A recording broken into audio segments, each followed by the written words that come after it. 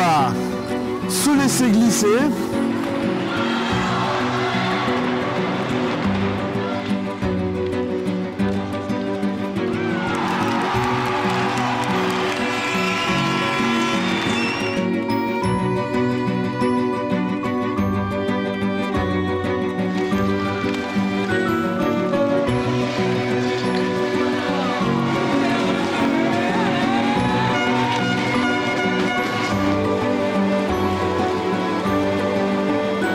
Un club familial, on grandit petit à petit tous les ans.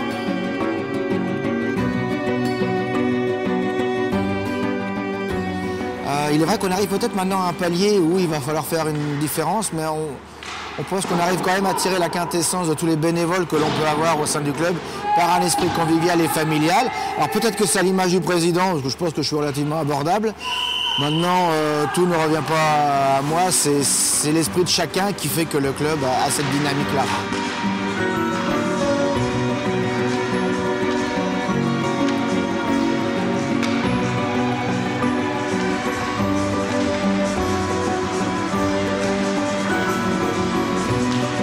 J'ai grandi dans ce club.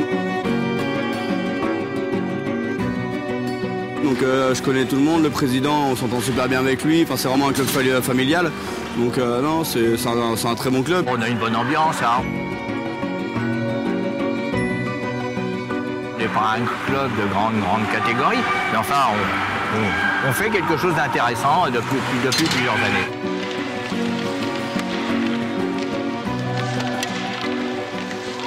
C'est venu au fur et à mesure, j'étais plutôt porté sur le patin, puisque moi c'est le patin, une crosse, etc. J'ai fait du hockey étant jeune. C'était surtout ça, mais bon, comme le club a besoin de bras, donc bien, petit à petit, j'ai pris le bar un peu en responsabilité et je m'occupe un petit peu du matériel et puis des enfants le mercredi midi.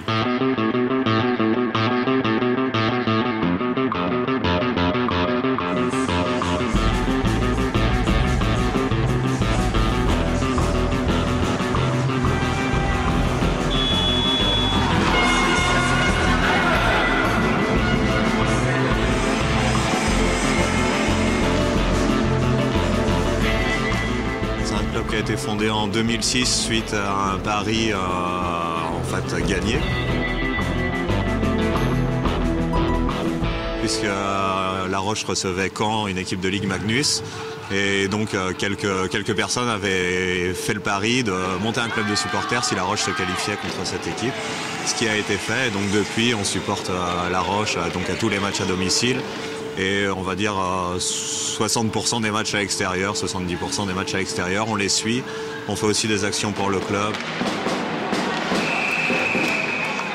C'est un sport qui mérite d'être connu déjà, parce que c'est un sport qui va vite. Même quand le match n'est pas de très haut niveau, il y a toujours quelque chose à se mettre sous la dent. Donc soit des belles actions, des belles passes, du contact, de la pression. On s'ennuie pas, c'est pas comme un match de football où un bon match on va aimer et un mauvais match il va pas se passer grand chose. Alors que là il y aura forcément du rythme, de l'action et du bonheur.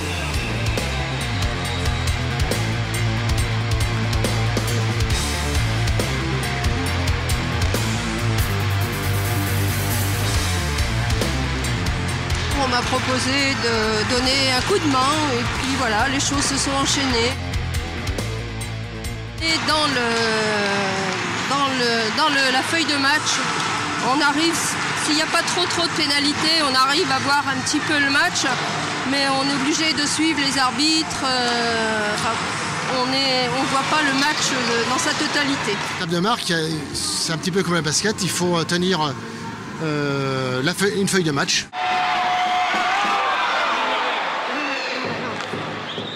Donc une personne qui a la feuille de match, c'est mon épouse, donc elle marque les pénalités, les buts, toutes les interventions des arbitres. Et moi je tiens le chrono, c'est-à-dire que c'est un petit peu comme au basket, on arrête le chrono au sifflet de l'arbitre. Hein. Donc une mi-temps et un tiers-temps plutôt dure 20 minutes, mais décompté. Donc il y a un rôle de chronométreur qui a aussi un rôle dans le temps des prisons. Les joueurs vont en prison et là, il faut bien chronométrer le temps pendant lequel ils doivent rester en prison.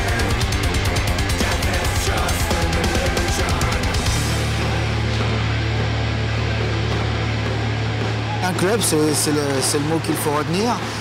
Ce n'est pas que l'équipe senior, le Haut-Glisse n'est pas que l'équipe senior, ce n'est pas que la D2, c'est avant tout les jeunes, et les jeunes ne vivront que par la D2, et la D2 ne vivra que par les jeunes et tous les licenciés qui pourront y avoir au club. Donc c'est l'investissement de chacun qui fait qu'on a maintenant les garçons de l'équipe senior qui s'occupent aussi des entraînements du mineur. C'est une volonté de cette année également, enfin que chacun ait quelque part une image quand ils sont sur la glace. En plus, ce ne sont pas n'importe quel joueur qui les entraîne, c'est quand même quelque part les fers de lance de l'équipe. Donc ils ont forcément une image à retenir de chaque entraînement, quelque chose qui leur a apporté d'important. Et je pense qu'ils le retiennent beaucoup plus facilement que si c'était une personne lambda. Je dirais même si c'était qu'un entraîneur ou un entraîneur.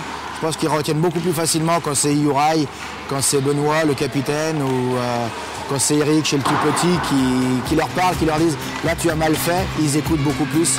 Et je pense qu'ils le retranscrivent après sur la glace le dimanche. Là, on laisse rien dépasser en haut, regarde.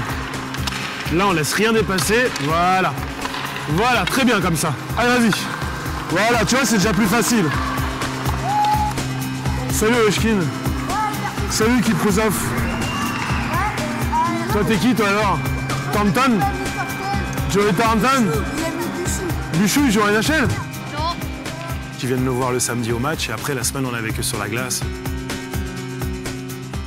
Aujourd'hui, on a beaucoup de monde, ce qui fait que j'ai beaucoup d'entraîneurs aussi avec moi sur la glace. Donc des joueurs de mon équipe avec qui on entraîne. Donc on est entre 5 et 8 sur la glace à chaque fois.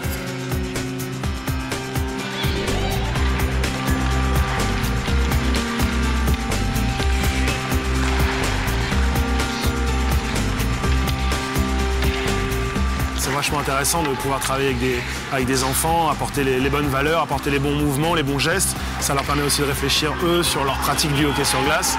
C'est pas que prendre ce qu'il y a à prendre et puis partir et rentrer chez eux. Si on aime le hockey, on a aussi envie de le développer, donc c'est comme ça que ça marche, quoi.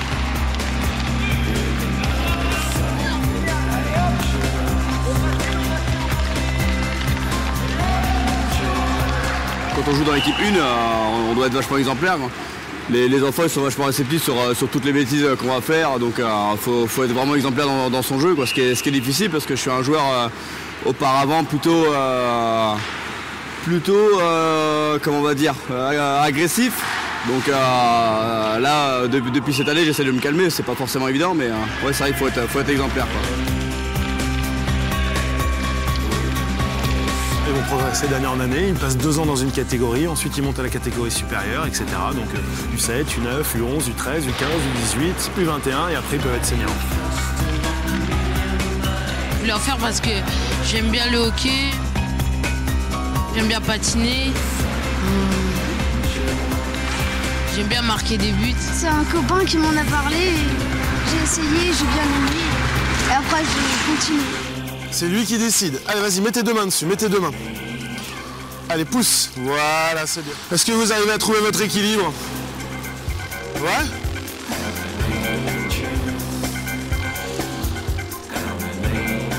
Super, ça.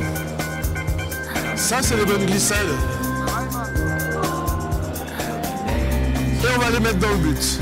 Ouais! C'est vraiment la découverte de la glace, la découverte d'un nouveau moyen de locomotion.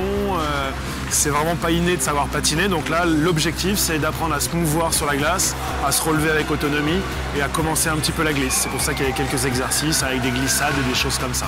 L'équilibre surtout. Ils n'ont pas peur de tomber, puis c'est le premier truc qu'on leur apprend en plus, c'est à se relever et avoir un bon contact avec la glace. Donc moi généralement les premiers essais on passe d'autres temps assis sur la glace, à genoux, à jouer un petit peu, à toucher la glace, voilà quoi.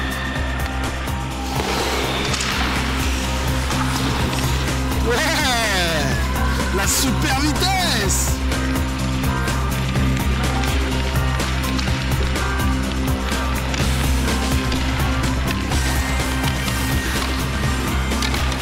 Il est là, il est là! C'est quand même un budget de 250 000 €, donc c'est pas négligeable. Il faut faire extrêmement attention aux dépenses et puis essayer de trouver les moyens pour faire vivre le club dans de bonnes conditions. On a des joueurs à rémunérer, on a des entraîneurs.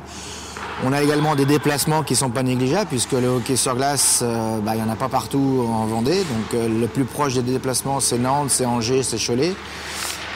voire Rennes, Brest. Donc voilà, donc c'est tout ce qui tourne autour, surtout de la partie budgétaire, je dirais, du club où le rôle est important.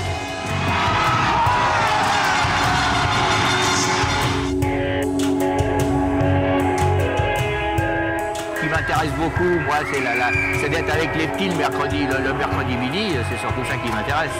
Non, je n'ai pas vraiment de grands... Non, je n'ai pas de grande... Les souvenirs, j'en ai plein, des bons, des moins bons. Dans les bons souvenirs, les dernières demi-finales qu'on a faites à Belfort, même si on a perdu, à Toulouse, malgré le fait qu'on ait perdu, mais mine de rien, aller jusque-là et voir la patinoire comble, ça fait plaisir. Les meilleurs souvenirs, c'est la montée en D2, qui a été une année assez fantastique. Et puis le carré final à La Roche-sur-Yon où l'équipe a gagné. C'est la demi-finale contre Toulouse, bien évidemment, où on est passé très loin, tout près de la montée en D1. Et tellement loin en même temps, puisque défaite qu'il y a eu à la fin. Donc c'est vraiment, je dirais, le meilleur et le pire des souvenirs. Après, des bons souvenirs, c'est tous les jours quand je viens. En junior, on a vécu quelque chose de fort. On a fait les carrés finales. En fait, c'est une finale à 4 en junior excellence. Donc on avait fini, on a vécu quelques belles saisons, parce qu'on a été 3e du championnat, 2e du championnat, et je crois on a été même champion en junior excellence. Donc là c'est vraiment des forts souvenirs. Et puis même quand tu es tout petit, là, de le vivre tous ensemble, c'est génial, quoi. C'est un groupe, on est une bande de copains, donc c'est vraiment un sport qui collectivement c'est intéressant. C'est vraiment une bande de copains, et c'est ça qui m'a plu depuis tout petit. C'est le plus gros souvenir que j'ai. Ouais. Forcément, les meilleurs souvenirs, ce sont les déplacements qu'on a pu faire dans les Alpes, il y a très longtemps bien sûr, où en arrivant un samedi matin, nous sommes partis faire du ski. C'était pas très sérieux parce que les joueurs avaient un match derrière, c'était à fond remue, mais on a gagné le match derrière, donc c'était bien. Wouhou! Les super glissades, la classe!